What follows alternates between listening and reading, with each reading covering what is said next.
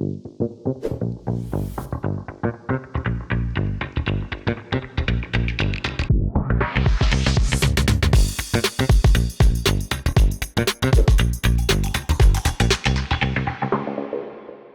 to the latest edition of Founders Tales. Delighted to be joined today by Peter Zotto, who is the founder and CEO of Trove. Welcome, Pete. Great to have you on. Do you want to introduce yourself? Yeah, no, pleasure. Do you want to introduce yourself and Trove to everyone? Yeah, so Peter Zotto, founder CEO of Trove. Trove is effectively a online platform to help people tell their career stories and the narratives around what they got done, not just who they are from a job perspective. So instead of bullet points on a resume like what you did and who you worked for and how long you worked there, we're helping people tell a story that actually mattered by the impact that they had. Yeah, like it. And what was the problem that first sparked the idea for the company? I'm basically solving my own personal problem, which is that I had a prior business that was acquired, and I spent 2 years at the acquiring company, and I realized that while I thought that I was valuable to the organization, and I did a bunch of things that were, in hindsight, relatively successful, and certainly did lots of things that were not successful, but the stuff that I did, I didn't really know how to tell that story. A resume didn't cut it because I couldn't fit myself into a box. I wasn't a VP of sales or of product or marketing. I was a founder, and it became very difficult for me to build a resume and apply to jobs in a way that I thought would be effective, because I just knew that I would get lost and I wouldn't surface to anybody that was interesting. And so Trove was basically the concept that I wanted to build for myself, which is that how do I tell the story of my career by the impact that I've had to organizations or to teams or to individuals over the number of years that I've been in the workforce. So the origin story for me is really like, how do I solve a world where I can't find a job because I don't fit the right resume format, if you will. And I think that for too long, resumes and LinkedIn profiles have been really binary, and they're self-reported. They don't really help show what your credibility is and what you've done in terms of impact. So that's what we're trying to do. Fantastic. And where are you guys up to in terms of your journey? We're still early. We're about 5 people. We're about a year into this at this point, maybe a little bit less. Product is live in alpha, so we're sort of a closed alpha. We have about 50 people in the Boston area using it at various phases of their life and their career, giving us a whole bunch of feedback. We're looking to roll out in a larger Boston contingency, specifically within the marketing community, probably within the next 30 days. But it's still early days, getting feedback, figuring out how to do things the right way and build it. Yeah, awesome. And people normally talk frequently about reasons you should do a startup. You've been in the startup world ecosystems for quite a long time now. If we look at it from a different perspective, what reasons would you suggest for people to not join a startup or build a startup? I think that's the right question, actually. I think there's everybody talks about why you should start. Maybe not everybody, but I think there's a lot of easy. Everybody will tell you that no matter when in history we've been, it's always the best time to start a company, right? So today it's the best time because AI can basically do the job of, 6 people instead of 1. A couple of years ago, the cloud came about, and it was the best time to start a company because you don't need the infrastructure. You can just rent compute. Before that, it was, the internet came along or whatever.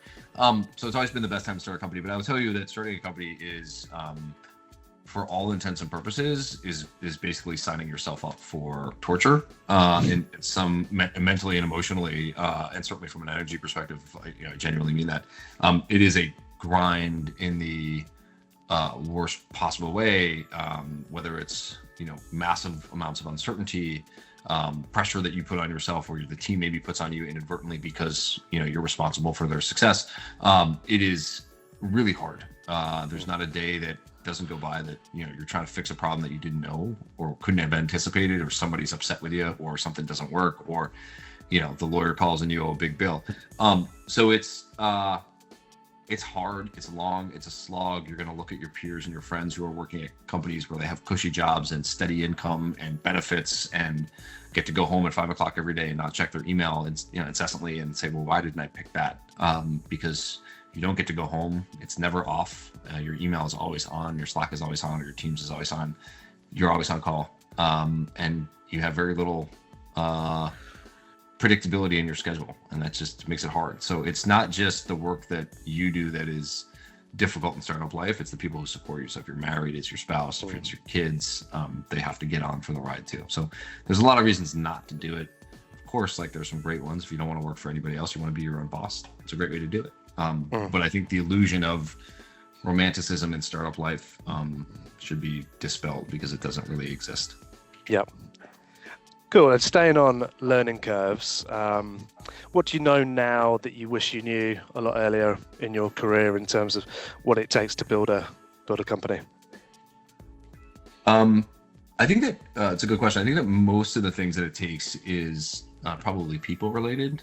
I suspect that, you know, we are at an age where, in terms of like technological revolution, that it's relatively simple to, outside of like a couple key areas, right? Whether it's, you know, bio or pharma or your really complex quantum mechanics or computing, like it's relatively simple to build technology these days.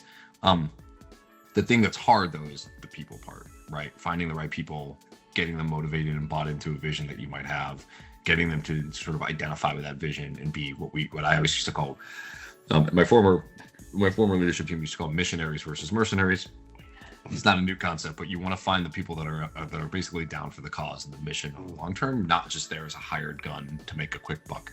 I think that that's gonna be a long time to figure out that, you know, life is, you know, business is people driven, and not so much like the best technology wins, and showing up and, you know, sort of being somebody that folks want to work with and spend their days in the trenches with, so to speak, because again, it's a grind for everybody and you want to work with the people that, you know, at the end of the day, like you want to spend time with, because these are going to be your family. I don't think I knew that early days. I thought it was about other things, but it's really about the people in my mind.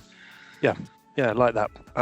And your previous startup was bootstrapped, but this time around you're going in a different direction. So why is that, and what advice would you pass on to others that are maybe looking to secure external investment?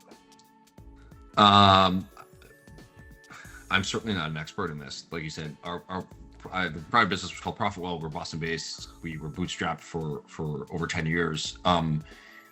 The Trove, what we're building today, Trove, we're in the process of fundraising, and so we're going in a bit of different direction. I wouldn't give anybody any advice on fundraising because it's hard, and I don't, you know, I'm not an expert in it. It's the first time I've done it.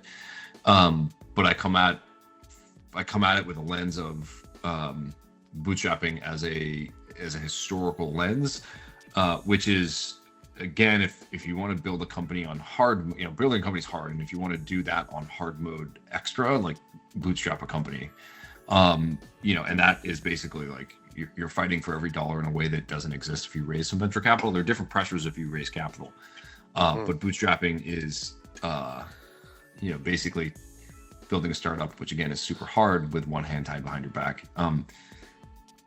I wouldn't do it again. That's why I'm raising money. You end up making a lot of decisions that have major trade-offs. And so part of raising money, the reason why we're raising money this time around is that we want to de-risk some of those trade-offs or not have those trade-offs. We want to hire 2 people at once versus 1 person and not the other person. We want to be able to spend marketing dollars on 2 events instead of just 1, and sort of accelerate growth in that manner. So the more you can look at it through the lens of what's the trade-off, and if you're comfortable with that trade-off, great. For venture, that's, you know, you take on some dilution and you maybe have bosses that you didn't exactly want. For bootstrapping, it's you got to make a bunch of, you know, difficult decisions from a financing perspective, or you got to figure out how to make revenue really fucking quickly, and that's hard. Yeah, really good perspective there. So moving on, having had that successful exit previously with the acquisition of ProfitWell, is there any particular advice you'd kind of pass on to others where, you know, that's their North Star, they're trying to kind of get to that point in the future? As far as like getting to an acquisition? Yeah. I mean, I think that like, this may be contrarian, I don't know. This sounds sort of cliche and maybe a little lame, but it's like the destination, or the journey is the destination. Yep. If you build with your eye constantly on like an acquisition or liquidity event like an IPO, you're gonna make, in my mind, like you're gonna make a lot of choices that may not be valuable to your customers, or to the market, or prospects, or your investors, or board, or whatever, or your employees, more importantly. because you're sort of like optimizing for an exit or an outcome that, again, like maybe that's what you want, but if that's what you want in the startup world, you're probably in the wrong game. If you get into a startup with the sole purpose of like, I want to, make it $100 million in my bank account one day, you're better off, buying lottery tickets. It just doesn't work that way.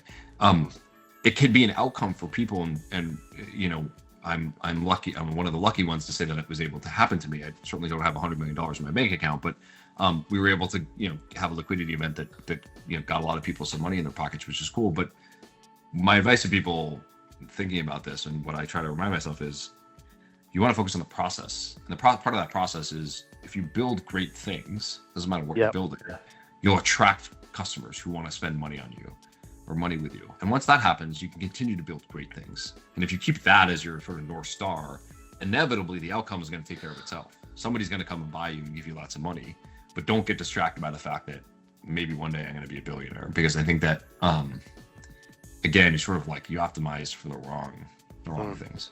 So just focus on building great stuff, and let the score take care of itself, so to speak. And people will come. Yeah, for sure. Yeah. So building out in Boston, what do you personally perceive the main advantages or frustrations when it comes to building out in Boston versus maybe the West Coast or New York? I think that I'm certainly biased as a Boston guy who's basically born and bred here. Boston has a high density of really smart people, and that are often, I think, overlooked in favor of San Francisco or New York. And there's probably some good reason for that, right? I think especially in tech, we lose a lot of talent to the West Coast, and we lose a lot of talent to New York City, for a lot of reasons. It's, again, we can have a longer conversation, but whether it's investors that are more flexible on things like terms and are much more willing to take risks and big bets with companies, those tend to be the ones on the West Coast, right? Historically speaking.